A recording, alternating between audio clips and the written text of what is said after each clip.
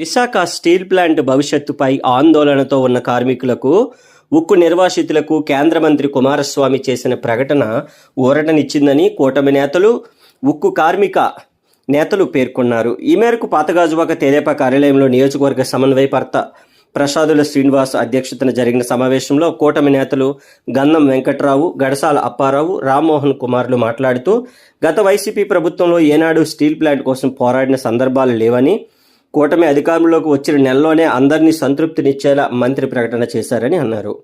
ప్లాంట్ను సెయిల్లో విలీనం చేయడం ద్వారా కలిగే ప్రయోజనాన్ని కార్మిక నేతలు మంత్రి దృష్టికి తీసుకువచ్చారని తెలిపారు. త్వరలోనే ప్రధాని దీనిపై స్పష్టమైన ప్రకటన చేయవచ్చనే అభిప్రాయాన్ని వ్యక్తం చేశారు. ఉక్కు విషయంలో తొలి నుంచి కూటమి ఎంపీ, ఎమ్మెల్యేలు శ్రీభారత్, పల్లా శ్రీనివాసరావులు కార్మిక పక్షాన నిలబడి ఉన్నారని చెప్పారు.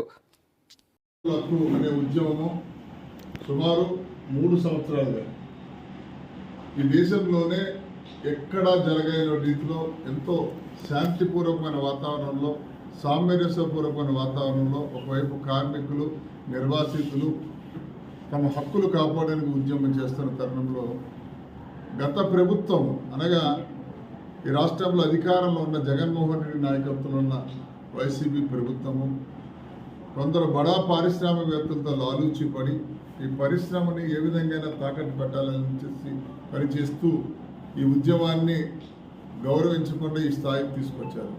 అదే మొన్న జరిగిన సార్వత్రిక ఎన్నికల్లో తెలుగుదేశం పార్టీ, జనసేన, భారతీయ జనతా పార్టీ కుటుంబ సభ్యులు పెద్దలు నారా చంద్రబాబు నాయుడు గారు, అలాగే పవన్ కళ్యాణ్ గారు, నరేంద్ర మోడీ గారి ఆశీస్సులతో ఈ గాజువాక నియోజకవర్గ రాష్ట్ర ప్రజలకు ఒక హామీ ఇచ్చారు.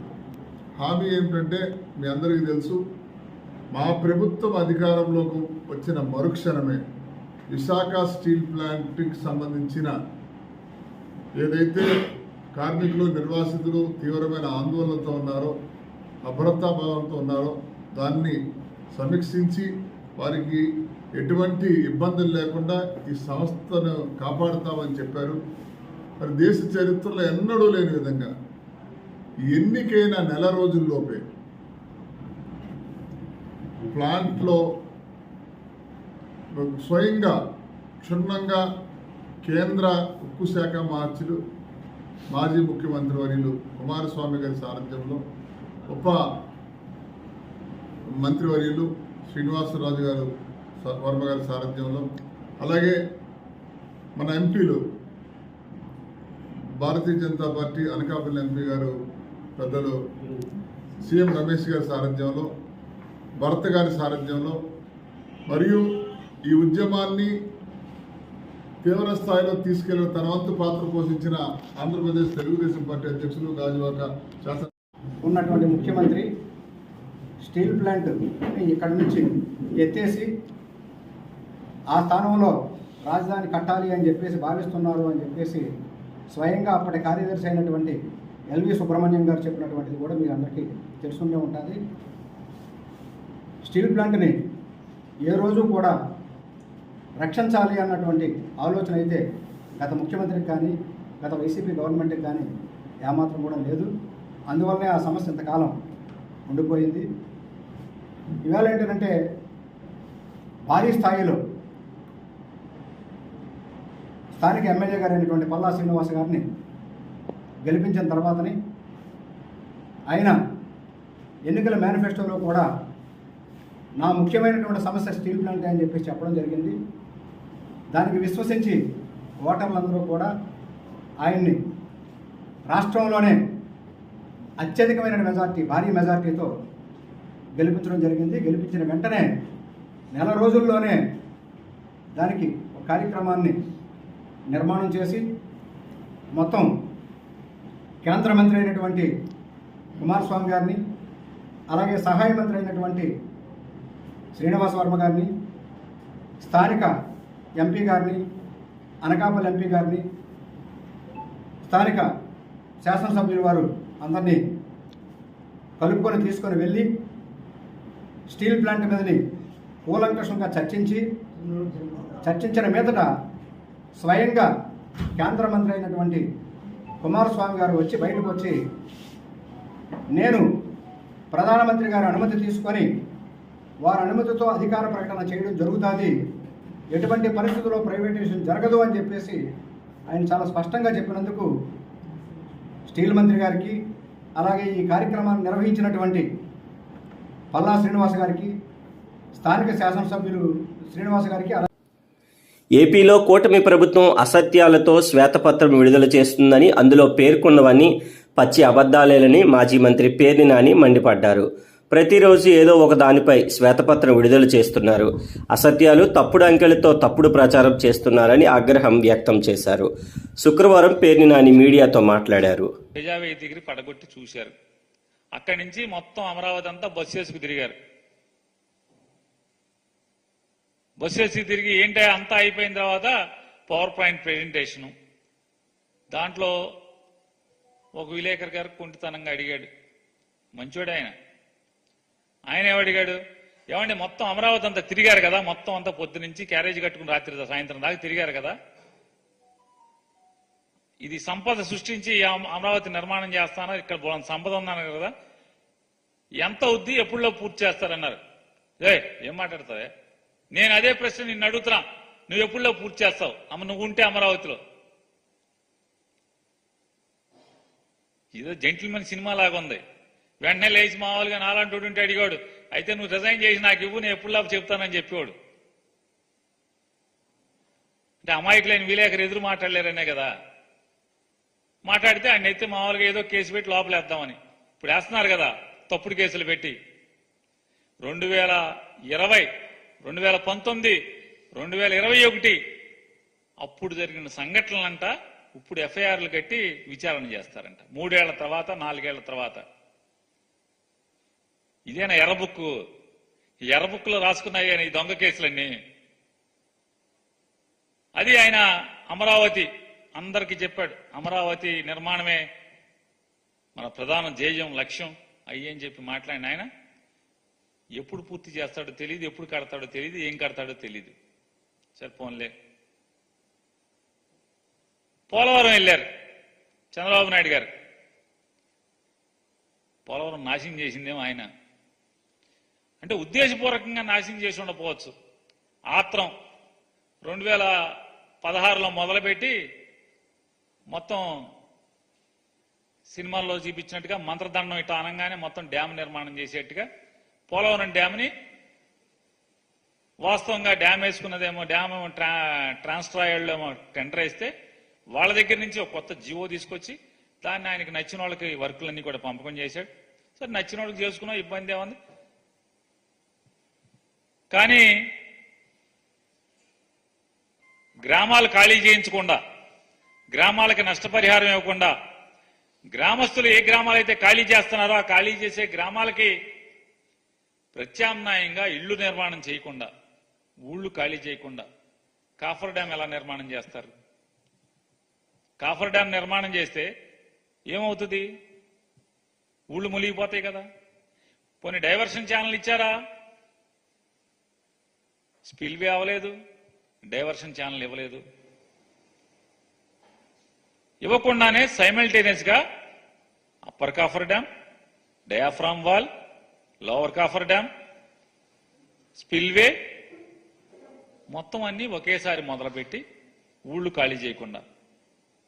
కొంత దూరం కాఫర్ డ్యామ్ కట్టిన తర్వాత వాళ్ళకి అర్థమైనట్టుంది, ఎవడో ఇంజనీర్ చెప్పాడు, sir coffer dam, upper coffer dam మూసేస్తే మొత్తం ఊళ్ళు మునిగిపోతాయండి, మరి నది వెళ్దు కదా అంటే, అయితే మధ్యలో బొక్క వదిలేయండి. ఆ మధ్యలో కాఫర్ డ్యామ్ పూర్తి చేయకుండా ఆపేయటం వల్ల ఏమవుద్ది? వాటర్ దిగదాన్ని వెలాసిటీ, హై వెలాసిటీతో కట్టినటువంటి డయాఫ్రామ్ వాల్ మొత్తం కొట్టుకుపోయింది. ఎంత లోతు కొట్టుకుపోయిందో తెలియదు. కొత్తది నిర్మాణం చేయాలంటే 800 నుంచి 1200 కోట్లు అవుద్దని జగన్మోహన్ రెడ్డి గారు ఉన్నప్పుడే అంచనాకు రావడం జరిగింది. ఆ డబ్బులు ఎవరు ఇవ్వాలి? కేంద్రం ఇవ్వాలి. అరే బాబు, బీజేపీ నాయకులారా, బీజేపీ ప్రభుత్వం నుంచి ఆంధ్రప్రదేశ్లో కూటమి ప్రభుత్వం ఏర్పడింది. ఇప్పటికే సీఎం చంద్రబాబు నాయుడుతో పాటు మంత్రులు కూడా బాధ్యతలు స్వీకరించారు. ఇక ఛాంబర్లలో మార్పులు చేర్పులతో కొందరు మంత్రుల బాధ్యతల స్వీకరణ ఆలస్యమైంది. శుక్రవారం మంత్రి అచ్చెన్నాయుడు తన ఛాంబర్లో మంత్రిగా బాధ్యతలు స్వీకరించారు. ఇప్పటి వరకు సచివాలయంలోని తన ఛాంబర్ సిద్ధం కాకపోవడంతో ఆలస్యంగా బాధ్యతలు స్వీకరించారు అచ్చెన్నాయుడు. ఈ సందర్భంగా అచ్చెన్నను రాష్ట్ర కళింగ వైశ్య అధ్యక్షులు బోయిన గోవిందరాజులు, టీడీపీ పార్టీ శ్రేణులు, అభిమానులు అభినందనలు తెలిపారు. వ్యవసాయ యాంత్రీకరణపై రెండో సంతకం, 2017 జీవో రద్దు చేస్తూ మరో సంతకం, మత్స్యకారులకు డీజిల్ సబ్సిడీ నిధులు విడుదలపై ఇంకో సంతకం, పశువుల డీవార్మింగ్, యానిమల్ సెన్సస్పై ఇలా 6 సంతకాలు చేశారు. ఈ సందర్భంగా మంత్రి అచ్చెన్నాయుడు మాట్లాడుతూ గత 5 ఏళ్లుగా వ్యవసాయ శాఖకు తాళం వేశారు. కానీ కూటమి ప్రభుత్వంలో అలాంటి పరిస్థితి ఉండదు. రైతు ఆత్మగౌరవంతో బతికేలా పని చేస్తామన్నారు. కౌలు రైతులను ఆదుకుంటామని ఈ సందర్భంగా వెల్లడించారు. ఒక్కటంటే ఒకటి, భూసార పరీక్షలు చేయలేదు. అసలు భూమి ఏ రకంగా ఉందో ఈ ప్రభుత్వానికి తెలిసినటువంటి పరిస్థితి లేదు. విత్తనాలు లేవు, ఎరువులు లేవు. కష్టపడి పండించుకుంటే ఆ పంటకి గిట్టుబాటు ధర లేదు. పంట అమ్ముకుంటే 5 మాసాలు 6 మాసాలు డబ్బులు ఇచ్చినటువంటి దాఖలాలు కూడా లేకుండా రైతు తీవ్రమైనటువంటి ఇబ్బందుల్లో ఈ రాష్ట్రంలో ఉన్న విషయం ఈ సందర్భంగా తెలియజేస్తున్నాను. ఎన్డీఏ ప్రభుత్వం, అందులో చంద్రబాబు నాయుడు గారి నాయకత్వంలో ఆంధ్రప్రదేశ్లో ఉన్నటువంటి ప్రతి రైతు ఆత్మ గౌరవంతో బతకాలనేదే ఏకైక నిదానంగా ఈరోజు పని చేస్తామని చెప్పి తెలియజేస్తున్నాను. ఈ రోజు నుంచి ఆంధ్రప్రదేశ్లో ఉన్నటువంటి రైతాంగానికి ఎన్డీఏ ప్రభుత్వం తరపున, చంద్రబాబు నాయుడు గారి తరపున ఒక విన్నపం విన్నవిస్తున్నాను. ఎవరు కూడా అధైర్యపడొద్దు, ఆత్మహత్యలు చేసుకోవద్దు. ఏ రైతుకి ఏ ఇబ్బంది ఉన్నా, ఏ రైతుకి ఏ సమస్య ఉన్నా ప్రభుత్వానికి సంప్రదించండి, ప్రభుత్వానికి సమాచారం ఇవ్వండి. సాధ్యమైనంత వరకు ఆ సమస్యని పరిష్కరించడానికి ప్రయత్నం చేస్తాం. ఇప్పటికే రాష్ట్ర ముఖ్యమంత్రి శ్రీ నారా చంద్రబాబు నాయుడు గారు ఈ శాఖ పైన సమగ్రమైనటువంటి రివ్యూ చేశారు. ఆశ్చర్యపోయారు. ఆయన స్పష్టంగా ఒకటే మాట చెప్పారు. 2014 నుంచి 2019 వరకు ఆ రోజు తెలుగుదేశం ప్రభుత్వం వ్యవసాయ రంగానికి, వ్యవసాయ అనుబంధ రంగాలకి ఎటువంటి కార్యక్రమాలు చేశారో అవన్నీ కూడా మళ్ళీ పునః ప్రారంభించమని స్పష్టంగా ఆదేశాలు ఇచ్చారని చెప్పి ఈ సందర్భంగా తెలియజేస్తున్నాను. మాజీ సీఎం వైఎస్ జగన్మోహన్ రెడ్డిపై ఒక ప్లాన్ ప్రకారమే తప్పుడు కేసు నమోదు చేశారని, దీని వెనుక పెద్ద కుట్రే ఉందని మాజీ additional advocate general Ponnavolu Sudhakar మండిపడ్డారు. రఘురామరాజు ఆరోపణలపై పోలీస్ కేసులు స్వీకరించిన పరిణామాలపై పొన్నవోలు శుక్రవారం సాయంత్రం తాడేపల్లిలో మీడియాతో మాట్లాడారు. మాజీ సీఎం వైఎస్ జగన్తో పాటు మరికొందరు అధికారులపై టీడీపీ ప్రభుత్వం తప్పుడు కేసులు పెట్టింది. కేవలం దురుద్దేశంతో, రాజకీయ కక్షతోనే ఈ కేసు పెట్టారు. వ్యక్తిగత ద్వేషంతోనూ రఘురామకృష్ణంరాజు ఈ పని చేశారు. అరెస్టు చేశాక తనని కస్టడీలోకి వేధించినట్లు ఆయన ఫిర్యాదు చేశారు. కానీ ఆయన అరెస్టు చేసిన విషయంలో ఎలాంటి తప్పు జరగలేదు. శ్రీ జగన్మోహన్ రెడ్డి గారి మీద మరియు కొంతమంది పోలీస్ ఆఫీసర్స్ మీద, కొంతమంది ప్రభుత్వ ఉద్యోగుల మీద శాంక్షన్ అనేది మర్చిపోయినారు, అది పక్కన పెడదాం. ఒక FIR crime number 187 of 2024 register కావడం జరిగింది. అఫెన్సెస్ ఏంటంటే మరీ దుర్మార్గం. 307 is the highest offense that is there. 307. దీనికి ప్రాథమికంగా బీజాలు ఎప్పుడు పడ్డాయంటే 14 మే 14, 2021. మే 14, 2021. It's very important, note the date. అప్పుడు రఘురామకృష్ణరాజుని ఎఫ్ఐఆర్ ఆయన మీద ఒక కేసు రిజిస్టర్ చేయబడి ఉండింది. FIR 12/2027 dated 14th. ఆ కేసులో వారు హైదరాబాద్లో ఉండగా వారిని అరెస్ట్ చేసి కన్సర్న్ జ్యూరిస్డిక్షనల్ కోర్టుకి, గుంటూరు పరిధిలో కోర్టుకి తీసుకురావడం జరిగింది. ఆ నేపథ్యంలో వారిని 14వ తేదీ మే అరెస్ట్ చేసి సాయంత్రం 5 గంటలకి కోర్టు వారి దగ్గర తీసుకొచ్చి సెక్షన్ 167 ప్రకారం ఎప్పుడైతే when the investigation cannot be completed with in 24 hours అప్పుడు మాత్రం మ్యాజిస్ట్రేట్ దగ్గర 57 అనేది సిఆర్పిసిలో చెప్తుంది. 24 గంటలు మాత్రమే, 24 గంటల వరకు ఒక అరెస్ట్ చేసిన ముద్దాయిని పోలీస్ కస్టడీలో పెట్టుకోవచ్చు. అప్పటికి కూడా ఇన్వెస్టిగేషన్ కాకపోతే మ్యాజిస్ట్రేట్ దగ్గర ప్రొడ్యూస్ చేయాలని సెక్షన్ 57 చెప్తుంది. సో ఆ విధంగానే ఆయన సాయంత్రం 5 గంటలకు అరెస్ట్ చేశారు, ఇన్వెస్టిగేట్ చేశారు. 15వ తేదీ సాయంత్రం 5 గంటలకి వారిని concern magistrate 6th additional judicial magistrate of first class Guntur అక్కడ ప్రొడ్యూస్ చేయడం జరిగింది. కాబట్టి చట్ట ప్రకారం 5 గంటలకి 14వ తేదీ అరెస్ట్ చేశారు. 15వ తేదీ లెక్క ప్రకారం 57 సిఆర్పిసి ప్రకారం 167 చెప్పినటువంటి విధానం ప్రకారం 5 గంటలకు ప్రొడ్యూస్ చేయడం, 24 గంటల్లో ప్రొడ్యూస్ చేయడం జరిగింది. ఏ విధమైనటువంటి చట్టంలో తప్పిదం జరగలే.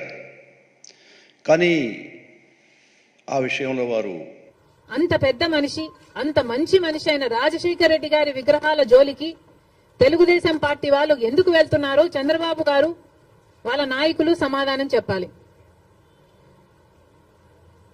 రాజశేఖర రెడ్డి గారు ఏదో వైసీపీ నాయకుడు అన్నట్టుగా వ్యవహరించడం జరుగుతుంది. వైసీపీ వాళ్ళు హత్యా రాజకీయాలు చేసుండొచ్చు, గుండా రాజకీయాలు చేసుండొచ్చు, కక్ష రాజకీయాలు చేసుండొచ్చు, మేము కాదంటం లేదు. కానీ దానికి రాజశేఖర రెడ్డి గారికి ఏమిటి సంబంధం అని అడుగుతున్నాం. వైఎస్ఆర్ సిపి అంటే యువజన శ్రామిక రైతు party, YS Rajasekhara Reddy party కాదది. వైసీపీలో రాజశేఖర రెడ్డి గారు లేరు, రాజశేఖర రెడ్డి గారి పథకాలు లేవు, రాజశేఖర రెడ్డి గారి ఆశయాలను నిలబెట్టే వాళ్ళు లేరు. మరి అలాంటప్పుడు రాజశేఖర రెడ్డి గారి విగ్రహాలను ఎందుకు పగలగొడుతున్నారో తెలుగుదేశం పార్టీ వాళ్ళు ఒకసారి ఆలోచించాలి.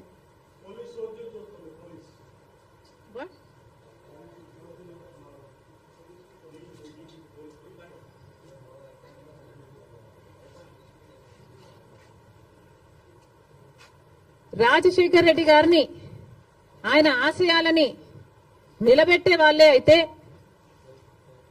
రాజశేఖర రెడ్డి గారు తలపెట్టిన జలయజ్ఞంని జగన్మోహన్ రెడ్డి గారు ఎందుకు విస్మరించారు? రాజశేఖర రెడ్డి గారు తన ప్రాణం కంటే ఎక్కువ నేను ఇందుకోసమే పుట్టాను, జలయజ్ఞం కోసమే పుట్టాను అని రాజశేఖర రెడ్డి గారు అంతగా జలయజ్ఞం కోసం తప్పిస్తే, జగన్మోహన్ రెడ్డి గారు 6 నెలల్లో జలయజ్ఞం మొత్తం పూర్తి చేస్తానన్న జగన్మోహన్ రెడ్డి గారు కనీసం ఒక్క ప్రాజెక్టు కూడా ముట్టుకోలేదు. మరి వైసీపీలో రాజశేఖర రెడ్డి గారు ఉన్నారో లేదో ఆలోచన చేసుకోవాలి. రాజశేఖర రెడ్డి గారి ఎంతో ఇష్టమైన ఫీజు రీయింబర్స్మెంట్, ఇలాంటి పథకాలకు కూడా వైసీపీ ఈ రోజు వరకు కూడా అధికారం నుంచి దిగిపోయే రోజు వరకు కూడా 4,000 కోట్లు బాకీ పడింది. చిక్కీలకు, స్కూల్ యూనిఫాములకు, ఆఖరికి కోడిగుడ్లకు కూడా బిల్లులు కట్టలేదట. మరి అలాంటప్పుడు రాజశేఖర రెడ్డి గారి ఆశయాలను నిలబెట్టే పార్టీ వైసీపీ పార్టీ అని ఎందుకు అనుకుంటున్నారు? అది కాదు కాబట్టే ఈరోజు ప్రజలు వైసీపీకి అంత బుద్ధి చెప్పారు, గోయి తీసి పాతి పెట్టడం జరిగింది. మళ్ళీ చెప్తున్నాం, వైసీపీ అంటే యువజన శ్రామిక రైతు పార్టీ, వైఎస్ఆర్ పార్టీ కానే కాదు. రాజశేఖర రెడ్డి